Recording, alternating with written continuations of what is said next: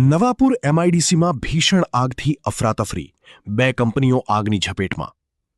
મહારાષ્ટ્રના નવાપુર એમઆઈડીસી વિસ્તારમાં આજે ભીષણ આગની ઘટના સામે આવતા સમગ્ર પંથકમાં હડકંપ મચી ગયો હતો. નવાપુર તાલુકાની 2 કંપનીઓમાં એકાએક આગ ફાટી નીકળતા આકાશમાં ધુમાડાના ગોટે ગોટા દૂર સુધી જોવા મળ્યા હતા.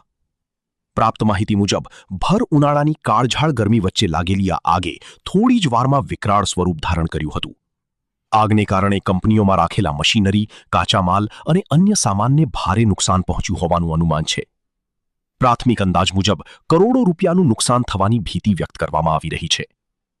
ઘટનાની જાણ થતાં જ ફાયર બ્રિગેડની અનેક ગાડીઓ તાત્કાલિક સ્થળ પર પહોંચી ગઈ હતી અને આગ પર કાબૂ મેળવવા માટે યુદ્ધના ધોરણે કામગીરી હાથ ધરવામાં આવી હતી.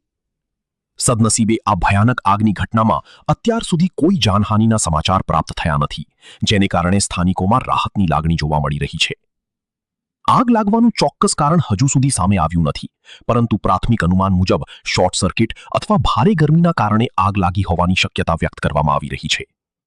હાલમાં ફાયર વિભાગ અને સ્થાનિક તંત્ર દ્વારા વધુ તપાસ હાથ ધરવામાં આવી રહી છે.